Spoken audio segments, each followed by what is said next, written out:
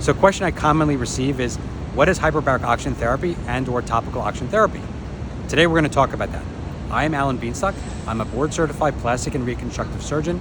My specialty is wound care, particularly chronic wounds for people that are homebound and bedbound. So a lot of my families are very intelligent, very well educated. They want to know, is their loved one a candidate for hyperbaric oxygen therapy or topical oxygen therapy? These are both two strategies to deliver oxygen to the wound, which increases the PaO2. That just means increased oxygen tension, which allows new blood vessel growth, new nutrients to get to the wound. It works really well on very resistant, complicated wounds. There are certain contraindications like an active infection that's not being treated, a fistula, a neoplasm, or cancer. But in general, most people are a candidate, but you have to make sure that there's adequate nutrition, just like we talked about, all the other parameters in terms of wound care being administered. Some people think that if you don't have adequate perfusion, if it's like a wound on the leg without not adequate vascularity, that you're not a candidate. I've not seen that. A lot of my patients do receive oxygen therapy when they don't have perfect blood flow or impaired blood flow, still heal very well. And that's actually a perfect person to receive either hyperbaric oxygen therapy or topical oxygen therapy. So what's the difference between the two? Hyperbaric oxygen therapy means you go into basically a tank or a bariatric chamber that delivers high amounts of oxygen therapy. It changes the pressure in the chamber, which elevates the oxygen tension, and this helps with chronic wounds. A lot of people, my patients who are generally homebound, are not candidates because that means they have to leave the house, and they have to do it 3 or 4 times a week. That becomes a major burden for my patients who can't leave the house or can't really leave the house as frequently. For my patients who are ambulatory, I've had some patients who've had significant wounds like this who have really benefited, but that's because they're ambulatory and they're able to get out 3 to 4 times a week. Most of my patients are either bedbound and or homebound. This is not a practical solution. So there's something new that's come out. It's called topical oxygen therapy. It's not that new. It's been around for years, but it's becoming much more popular. It's covered by HMOs and Medicaid generally. It's not really covered by Medicare right now, but they're working on that. And what this is what the system I use is generally called GWR. It's a bag that's hooked up with adhesive to the wound, and it's hooked up to an oxygen machine with a tube, and it delivers high dosage, usually 5 liters of oxygen to the wound for about an hour to an hour and a half, 4 times a week. And then you just do the regular wound care. This has really been a jump start to a lot of my patients who have chronic wounds that can't leave the house. We talked about in a previous session about chronic wounds.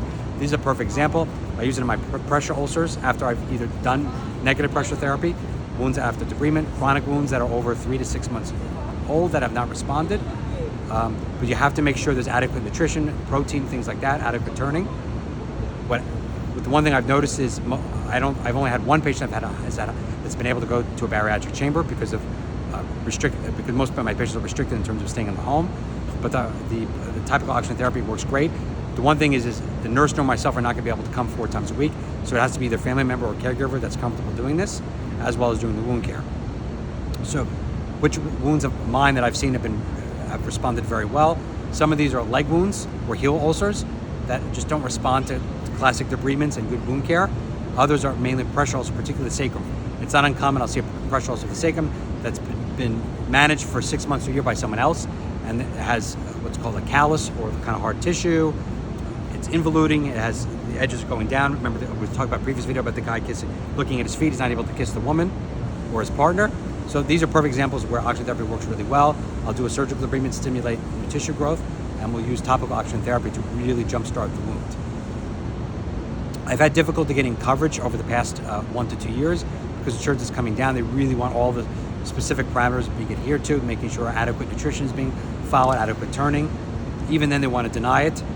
This is something I've been working on with different companies in terms of trying to get them to appeal it. In some scenarios, I have the families pay out of pocket when insurance doesn't cover it. It really has been beneficial. I have a patient who has heel ulcers on both heels. The vascular surgeon, as well as the primary doctor, recommended amputations. The family, nor the patient or the caregivers wanted to pursue an amputation of legs, which makes sense. So we did adequate surgical debridement, had the patient on both intravenous and oral antibiotics, and we've been doing oxygen therapy on both heels. One heel is actually healed. The second one is improving significantly, is half the size. And this is a patient who has decreased blood flow and generally would have been based on board principles to be a candidate for amputation, a bilateral amputation. So as you can see, there are many applications of topical oxygen therapy. They're really beneficial in elderly patients, but we have to make sure there's adequate nutrition. From my experience, it's been one of the most important things I've used over the past 6 to 7 years in terms of chronic wound care.